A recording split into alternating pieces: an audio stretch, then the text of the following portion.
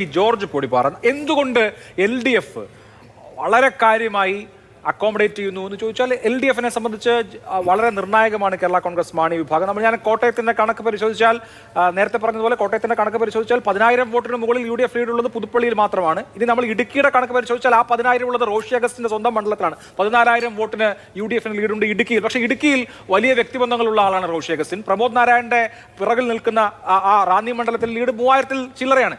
ഇതൊക്കെ മേക്കപ്പ് ചെയ്യാൻ കഴിയും കേരള കോൺഗ്രസിന്റെ നല്ല കാൻഡിഡേറ്റ്സ് അല്ലെങ്കിൽ സിറ്റിംഗ് MLA ഉണ്ടെങ്കിൽ എന്നൊരു കോൺഫിഡൻസ് സ്വാഭാവികമായും LDFനെ സംബന്ധിച്ചുണ്ടല്ലോ. അല്ലെങ്കിൽ അതേപോലെയുള്ള കാൻഡിഡേറ്റ്സ് അപ്പുറത്ത് വരണം.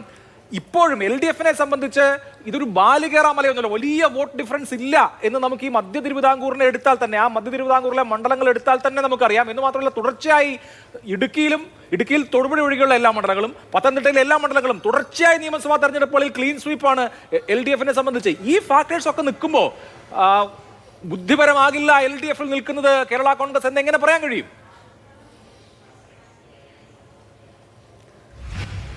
അഭിലാഷേ, ഞാൻ ശ്രീ അനിൽകുമാർ പറഞ്ഞൊരു വാചകത്തിൽ നിന്നാണ് ഞാൻ ഇതിന് മറുപടി പറയാൻ തുടങ്ങുന്നത്. എന്ന് വെച്ചാൽ അനിൽകുമാർ പറഞ്ഞു ഈ ലോക്സഭാ തെരഞ്ഞെടുപ്പിലും പഞ്ചായത്ത് തെരഞ്ഞെടുപ്പിലുമൊക്കെ വോട്ടിംഗ് പാറ്റേൺ വ്യത്യസ്തമാണെന്ന് പറഞ്ഞു.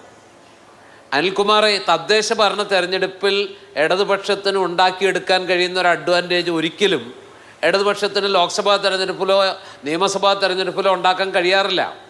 നമ്മൾ തദ്ദേശ തെരഞ്ഞെടുപ്പുകളുടെ ഫലം പരിശോധിച്ചാൽ നമുക്കറിയാം, എക്കാലത്തും LDFനെ തോൽപ്പിക്കാൻ ഏറ്റവും ബുദ്ധിമുട്ടേറിയ ആ ഒരു തെരഞ്ഞെടുപ്പ് എന്ന് പറയുന്നത് തദ്ദേശ ഭരണ തെരഞ്ഞെടുപ്പാണ്. ഇപ്പോൾ ഈ തെരഞ്ഞെടുപ്പ് തന്നെ പരിശോധിച്ചാൽ, ഇപ്പോൾ ഈ കോട്ടയം, പത്തനംതിട്ട, ഇടുക്കി ഈ 3 ജില്ലകൾ പരിശോധിച്ചാൽ ഇടതുമുന്നണിയെ സംബന്ധിച്ചിടത്തോളം CPMന് എല്ലാ സ്ഥലത്തും ഉണ്ട് ഒരു പ്രത്യേക രീതിയിലുള്ളൊരു വോട്ട് ബാങ്ക്. എല്ലാ സ്ഥലത്തും, കേരളത്തിലെ എല്ലാ ജില്ലകളിലും ഉണ്ട്. അത് ഇടുക്കിയിലും ഉണ്ട്, കോട്ടയത്തും ഉണ്ട്, പത്തനംതിട്ടയിലും ഉണ്ട്. കേരള കോൺഗ്രസ് M കൂടെ ഇല്ലാത്തപ്പോൾ പോലും പത്തനംതിട്ടയിൽ 5 സീറ്റ് ജയിച്ച കാര്യം ഇപ്പം തന്നെ അഭിലാഷ് പറഞ്ഞു. ഇടുക്കിയിലും ജയിച്ചത് കേരള കോൺഗ്രസ് M ഇല്ലാതെ ജയിച്ച ഇഷ്ടംപോലെ ചരിത്രം LDFനുണ്ട്. നേരെ മറിച്ച് ഈ കോൺഗ്രസ് മുന്നണിയിൽ നിന്ന് എടുത്തു നോക്കുക, കോൺഗ്രസ് ഒഴിവാക്കിയാൽ യഥാർത്ഥത്തിൽ ഈ പറഞ്ഞ പത്തനംതിട്ടയിൽ വോട്ടുള്ളത് ആർക്കാ? കോൺഗ്രസിനൊഴിച്ച് വേറെ ആർക്കാ ഈ UDFൽ വോട്ടുള്ളത് പത്തനംതിട്ട ജില്ലയിൽ? എന്നിട്ടും ആ പത്തനംതിട്ട ജില്ലയിൽ ഇത്രയും മാറ്റം വരണമെങ്കിൽ കേരള കോൺഗ്രസ് M-ൻ്റെ വോട്ടും CPMൻ്റെ വോട്ടും CPIയുടെ വോട്ടും അടക്കം ചേർത്തിട്ട് പോലും പത്തനംതിട്ടയിൽ ഇത്രയും നല്ലൊരു വിജയം ഉണ്ടാക്കാൻ UDFന് കഴിഞ്ഞെങ്കിൽ നിയമസഭാ തെരഞ്ഞെടുപ്പിൽ താങ്കൾ ഉദ്ദേശിക്കുന്ന പാറ്റേണിൽ ആണ് വോട്ടിംഗ് നടക്കുന്നതെങ്കിൽ UDFനെ സംബന്ധിച്ചിടത്തോളം കുറച്ചുകൂടി അനുകൂലമാകുന്നൊരു സാഹചര്യം നിയമസഭാ തെരഞ്ഞെടുപ്പാണ് തദ്ദേശ ഭരണ തെരഞ്ഞെടുപ്പിനേക്കാൾ. അപ്പം അതുകൊണ്ട് ആ രീതിയിൽ ഇങ്ങനെ ഞങ്ങൾ അപ്പോഴേക്കും എല്ലാം പരിഹരിച്ച് കുറച്ചുകൂടി 4,000 എന്നുള്ളത് പരിഹരിച്ചെടുക്കും, അതിനെ മേക്കപ്പ് ചെയ്തെടുക്കും എന്ന് പറയുമ്പോൾ ഞാൻ വിചാരിക്കുന്നു വേണമെങ്കിൽ 4,000 എന്നുള്ളത് 8,000 ആക്കി മാറ്റാൻ ഞങ്ങൾക്ക് കഴിയുമെന്ന് UDFനും പറയാൻ പറ്റും. പ്രത്യേകിച്ച് കേരള കോൺഗ്രസ് M ഇടതുമുന്നണി വിട്ട് UDFൻ്റെ കൂടേക്ക് വന്നാൽ ഈ 4,000 ചിലപ്പോൾ 10,000-ഉം 12,000 ആയെന്ന് വരും.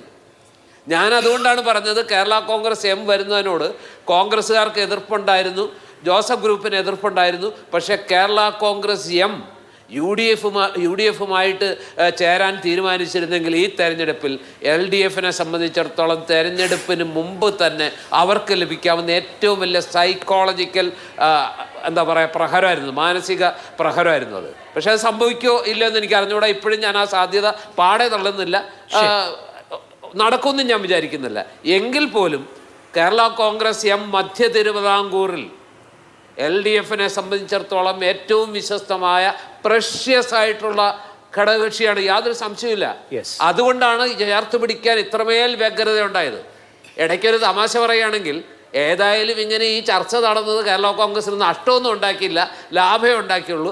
5 കൊല്ലം മുമ്പ് സ്മാരകം ഉണ്ടാക്കാമെന്ന് പറഞ്ഞിട്ട് 5 കോടി അനുവദിച്ച് ഒന്നും ചെയ്യാതിരുന്ന സർക്കാർ ഈ ചർച്ച വന്നതിൻ്റെ പിറ്റേ ദിവസം 25 സെൻറ്റ് സ്ഥലം കവടിയാറിൽ കൊടുത്തു എന്നുള്ളത് കൊണ്ട് ഈ ചർച്ച ഇങ്ങനെയൊരു പ്രശ്നമൊക്കെ പൊന്തി വന്നത് ഫലത്തിൽ ബ്ലെസ്സിങ് ഇൻ ഡിസ്ഗൈസ് ആയി.